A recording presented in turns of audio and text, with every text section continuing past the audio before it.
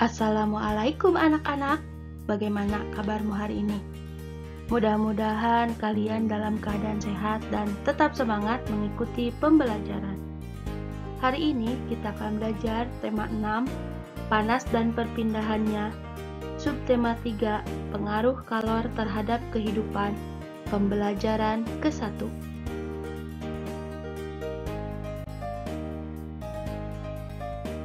Perhatikan gambar berikut. Lani sedang membantu ibu memasak. Lani memilih benda yang terbuat dari bahan kayu untuk mengaduk kuah panas, karena ia tidak ingin tangannya kepanasan.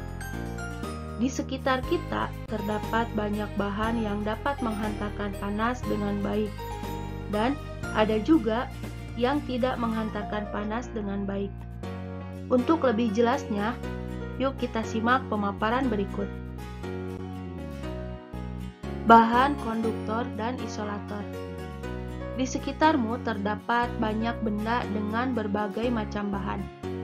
Pemilihan bahan didasarkan pada sifat yang dimiliki bahan tersebut.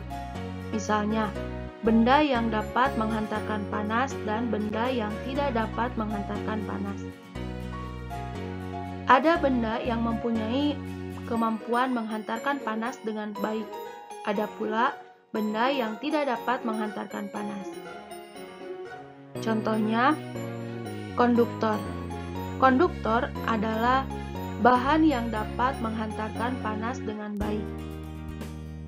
Isolator adalah bahan yang tidak dapat menghantarkan panas. Sedangkan semikonduktor adalah bahan yang sedikit dapat menghantarkan panas. Bahan konduktor yang sering digunakan dalam kehidupan sehari-hari biasanya terbuat dari bahan logam. Jenis logam yang paling sering digunakan untuk membuat alat-alat tersebut antara lain besi, aluminium, dan tembaga. Berikut ini adalah contoh bahan konduktor. Panci, wajan penggorengan, dan beberapa peralatan masak di dapur terbuat dari logam.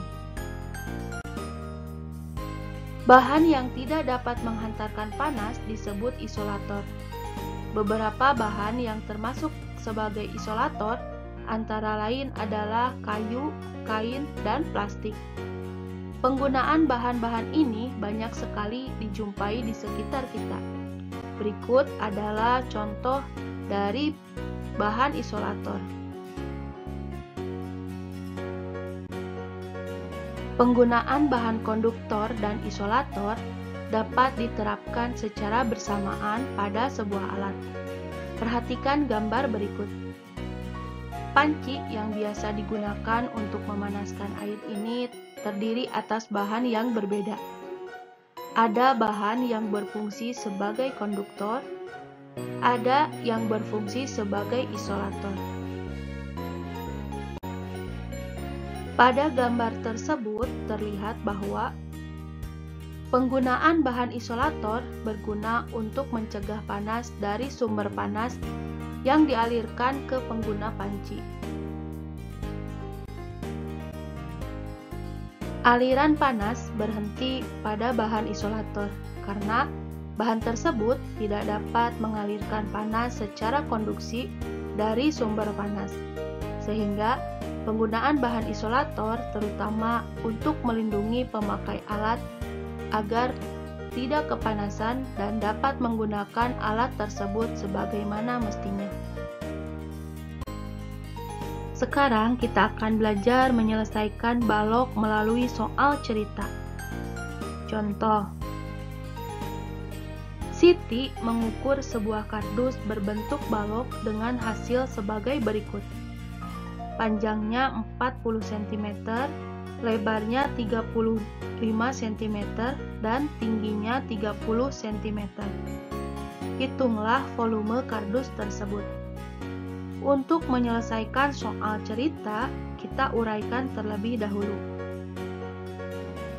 Diketahui panjangnya 40 cm, lebarnya 35 cm, dan tingginya 30 cm. Ditanyakan Hitunglah volume kardus tersebut. Lalu kita akan jawab.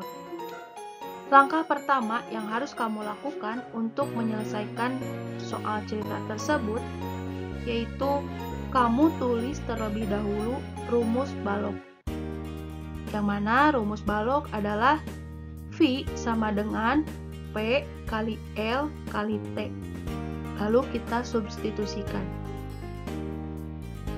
P 40 dikali L 30 dikali T 35. Sehingga hasilnya 42.000. Jadi, volume kardus tersebut adalah 42.000 cm3. Jangan lupa, untuk di akhir kamu harus menyertakan satuannya dalam bentuk kubik. Alhamdulillah, pembelajaran hari ini sudah selesai. Jangan lupa like dan subscribe.